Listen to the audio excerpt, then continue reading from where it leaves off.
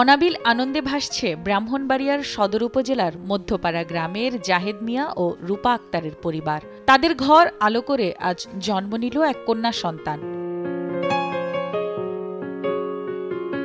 আমার মেয়েটা যাতে ভালো শিক্ষা ভালো গুণ পায়, আপনারা সবাই দোয়া করবেন।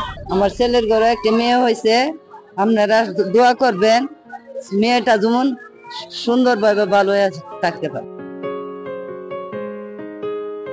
নবজাতক ও তার পরিবারকে শুভকামনা।